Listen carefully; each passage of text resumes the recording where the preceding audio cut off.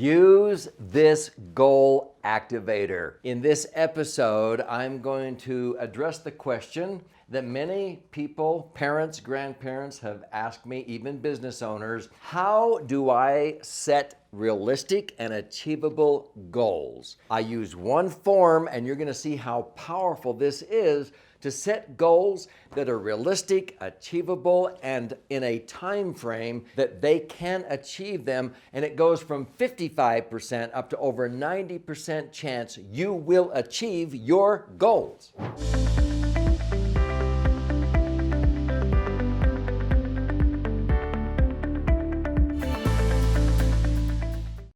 Hi, I'm Doug Andrew. If this is the first time you viewed one of my YouTube episodes, welcome. If you've watched several of them, welcome back. You may need to understand where I'm coming from as I explain some of these thinking tools, because I've helped people, individuals, families, institutions, businesses, achieve their goals for 4.5 decades. And so many times people ask me questions like, well, how do you set goals? How do you make sure they come to fruition? So I have lots of different ways, but I simplified the best way to achieve goals on one 8.5 by 11 form. So I'm going to share it with you right now because I have a whole suite of tools, 20 of my favorite ones that I put in my toolbox. Some of them I put on a tool belt, so to speak. And I want to empower you on how to do this. You could do this on a blank sheet of paper, or you're welcome to use my form. If you stay with me to the end of this, I'll give you the opportunity to download some of these tools absolutely free. So this is what I call the Legacy Masters Toolbox. And in this toolbox, one of my favorite ones is the Goal Activator. It's very, very simple. But as you sit down and write a goal that you want to have, I've often taught my children, we have 6 children, 17 grandchildren, my wife and I, Sherry, we've been married 47 years. And many times we'll gather together and write down the goals that we have for our future, the next month, the next 3 months, the next year. And so this particular form helps us to get super clear on how we're going to set goals. Now, you probably heard of SMART goals. On another episode, I talk about the acronym SMART. See, a SMART goal is one that is specific. That's the S in SMART. Specific.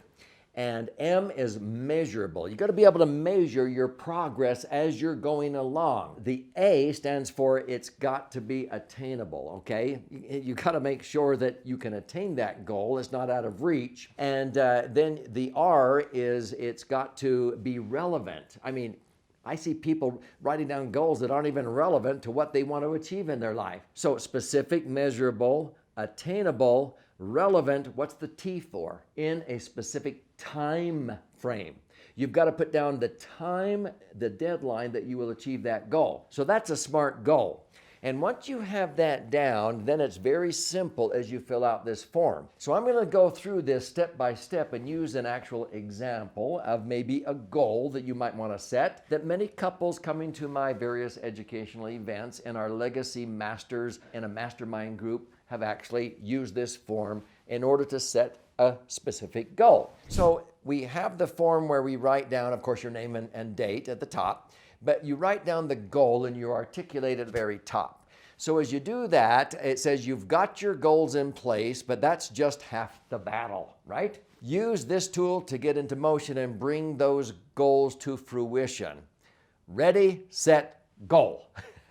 Now, you write down the goal, okay? And you put over here the ideal date for that goal to be accomplished. So as you get it written down here, you go through 6 boxes. The first box, what inspired you to achieve this goal? Why do you want to do this? What inspired you to do that? You get very clear and you begin to fill out these boxes here. So let's say the goal is to have our family bank. Now, if you don't know what a family bank is, if you watch some of my other episodes, you're going to want one because everybody wants one once they learn what it is. In a nutshell, a family bank is not a chartered bank like down the street. This is a conceptual bank, a repository where throughout your lifetime, you gather together all of your assets, not just financial. You can put your money, your real estate and everything in that family bank. But more important than the CASH is the KASH.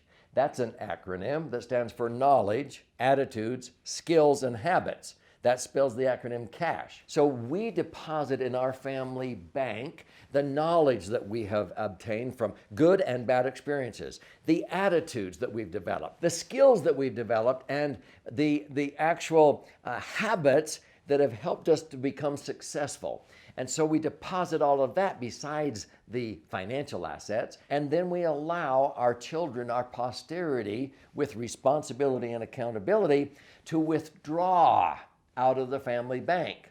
Not just money. If they want to borrow or be given a matching fund for college or whatever, they have to have skin in the game. That's one of the rules in our family bank. But more important than having access to money, it's having access to the knowledge, attitude, skills, and habits so they don't make the same mistakes that we've made. And then they deposit their experiences and good and bad and what they've learned into the family bank. And our family bank record is huge. And we can go in and withdraw wisdom and knowledge and look at those experiences forever and help one another. So this is what I mean by a family bank. So let's say the goal is to have a family bank established and our trust, these are people that usually have a trust, changed to equal opportunity instead of equal distribution. Most trusts are, when you die, it's divided up equally and dumped in their laps, equal distribution.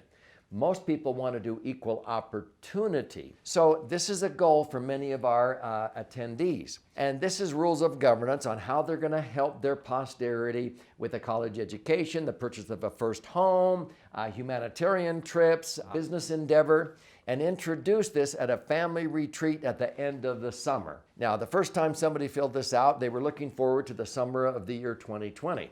So let's say that's the goal. This is an actual goal somebody made. So they have to have this ready by August of the year 2020. So down here, what inspired you to achieve this goal? Well, reading my book, Entitlement Abolition, is what they wrote down.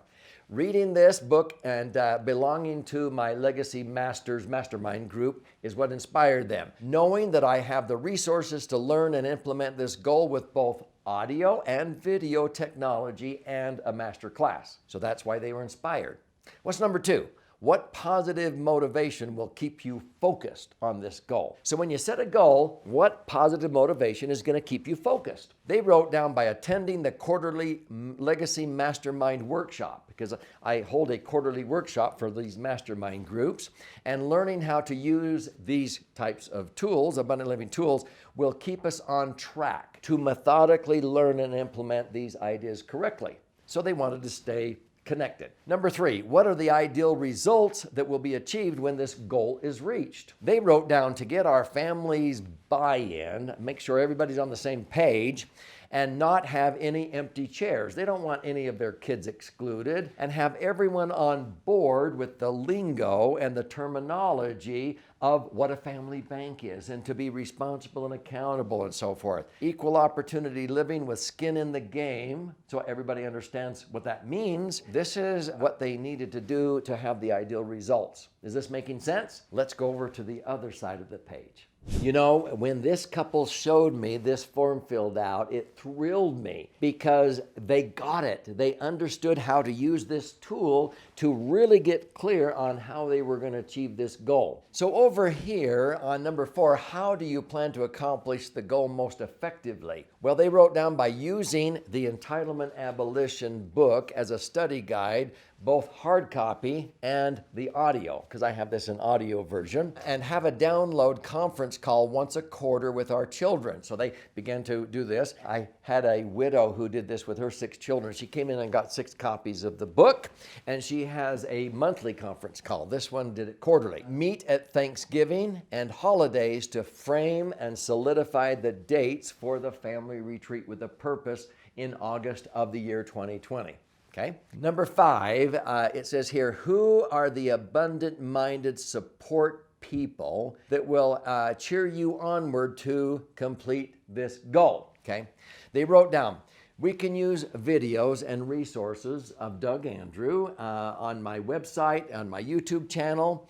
And it says here, Susie and John, these are their children, already are on board and are excited. David and Laura are somewhat skeptical. Does this sound familiar? Yeah, sometimes kids are skeptical. What are you up to, Mom and Dad? But open to listening what we're trying to accomplish using activities. For example, I've had many people say, well, we're going to have a family retreat with a purpose. What?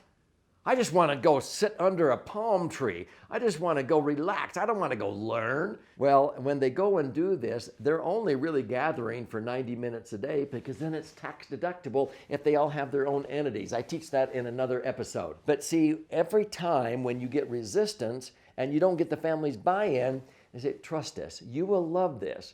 And you gamify it, you make it fun. I have all kinds of agendas on how to have family vacations with a purpose. Invariably, the kids come back, that was the best vacation we ever had. When's the next one? But it takes a little while to get everybody on board, and they knew that. Okay, so the last, number 6 is, what is the first action you are going to take in order to implement your plan? What did they write down?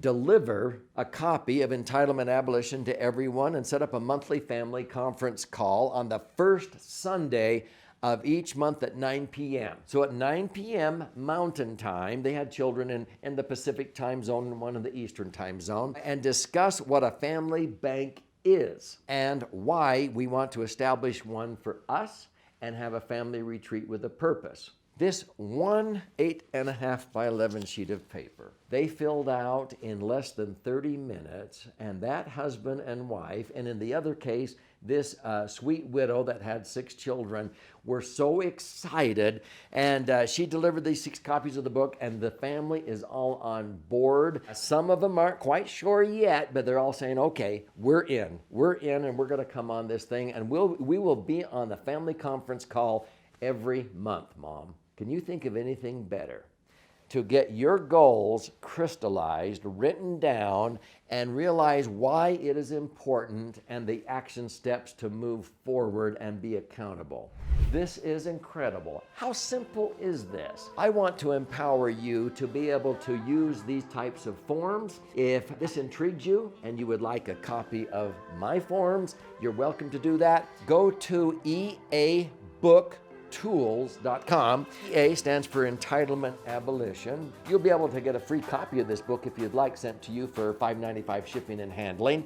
I explain the tools in here, but if you just want to download the tools, these are 20 of my favorite ones, and you get 5 of them absolutely free if you'd like. And if you want to, you can pay a nominal fee and have access to all of them. So feel free to go in. This is about you, and I would love to send you a free copy of the book Entitlement Abolition.